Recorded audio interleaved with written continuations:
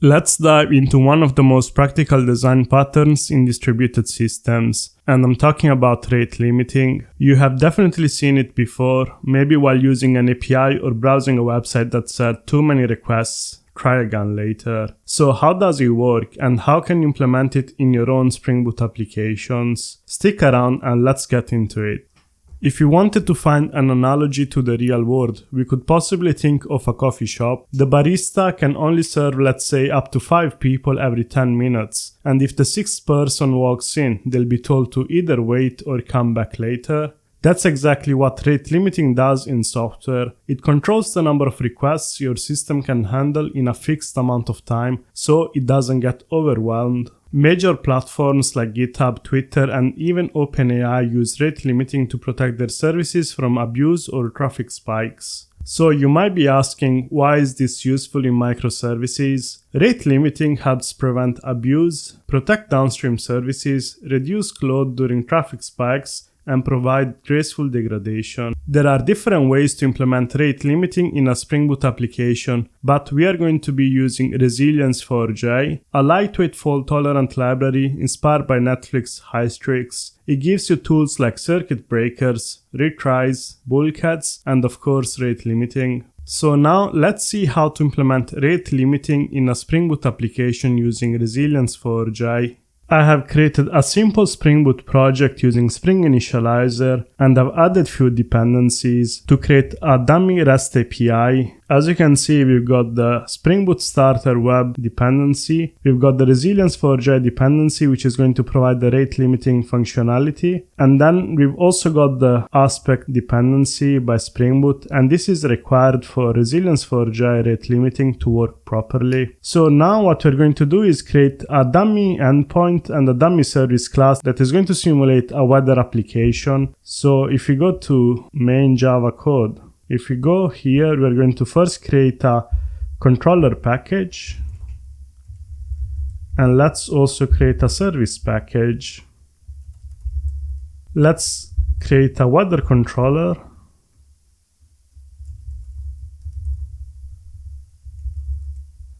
We want to tag this as a REST controller. Now let's auto-wire the weather service class, which we haven't created yet, but we'll create in a moment. And let's auto-wire it to the public constructor. So we're going to inject this weather service into the controller. Let's create a simple get mapping that is going to return as weather. And this is going to return a string. It's going to take as a request parameter a string city. It's going to call the getWeather method in the service class. So now let's create this service class. We want to tag this one as service, and let's create a simple method that is going to return as the weather. So this is just a simulation of a third-party endpoint, and this is going to return a simulated response. So let's say we are gonna say sunny in, and then we just concatenate the city. Let's go back to our controller class. Let's import, so the errors are gone. And let's quickly see if this works. Let's create a configuration, call it rate limiting. Let's select the main class, apply and OK. So now let's run this. This has started successfully. Let's go to Postman and let's call our weather API. So as you can see, it's taking as input a city. It can be anything really. And it just returns sunny in Chelsea. But if you notice, I can just keep sending and there is no rate limiting being applied. So a malicious actor could just send like thousands and millions of requests, which could overload our service. So we want to add rate limiting now. As you can see, I keep sending and I keep getting a response back. It's fine because it's just me, but just imagine there are multiple people sending requests at the same time. This is going to be an issue. So to add the rate limiting, we want to go to the service class, add the rate limiter here. So we want to use the rate limiter annotation, which comes from the GitHub dependency. And now let's give this rate limiter a name and a fallback method that is going to provide the logic on what to do when the request has reached the limits. So we want to create this fallback public method, and we want to make sure that the name is the same as the one we have defined in the rate limiter annotation. So we have added the rate limiter to the service class, and you might be wondering why was this not applied to the endpoint itself. The thing is that by default, Resilience4J annotations like the rate limiter only work on beans managed by Spring, and they will only apply to public methods of beans that are called through Spring proxies. If you call the endpoint, that's not being called through a Spring proxy. And that's why you want to avoid putting rate limiting on the controller method itself. It is possible to have it on the controller, but it's not the right way to do it. You should avoid doing it. So let's add some configurations, and we can use the application.properties file to do that. So let's add the properties to configure our rate limiter. So we are going to limit to 2 requests every 10 seconds, and there is no timeout duration. So what this 0 means is that as soon as the rate has been reached, any new requests will be discarded automatically straight away without any delay. But let's say you wanted to wait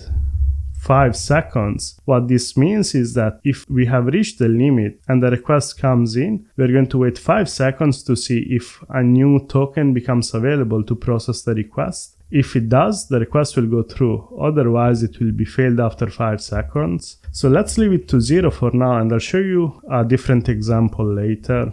By the way, this is not a sliding window rate limiter. This is what is called fixed window rate limiter. To give an example, from 0 to 10 seconds, we are going to allow, in this case, 2 calls, and then we're going to allow 2 more between 10 and 20, and so on. So this is a fixed window rate limiter. Let's see what happens. So I'm going to run the application. If you go to Postman, if I send one request, I send another one. The third one is getting throttled because we have reached the limit. As you can see, keep sending.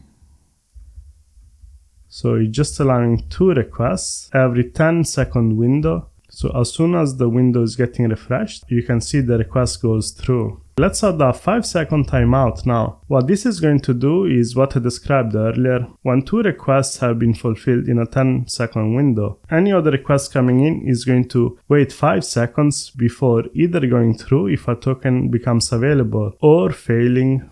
So let me restart. Now let's try again. As you can see, the third request I've sent is waiting 5 seconds to see if anything becomes available. Nothing has become available, so it has failed. If we try again, it goes through. Try again. Try the third time. It's gonna wait 5 seconds. In this case, the third request has gone through, and probably because of the way this fixed window rate limiter works. So this was an instance level rate limiter, so we have specific configuration for this rate limiter. But let's say I want to have different limits for a different endpoint. We could do that. So let's say you have another endpoint, which maybe is lightweight and it requires less computational power. You might allow more requests to be processed. Let's create a new endpoint in our controller, and let's create a different method in the service class. I'll call it getMoreWeather. And let's give it a different name at the rate limiter level. This is going to call the same fallback method, and that's fine. Now we want to create application.properties for that specific instance. So we want to give it the specific name over here. And let's say we want to allow 5 requests in the 10-second period. And let me show you that this works as well. So let's try to call this MoreWeather endpoint now. So 1, 2, 3, 4, 5, 6, still 1 through.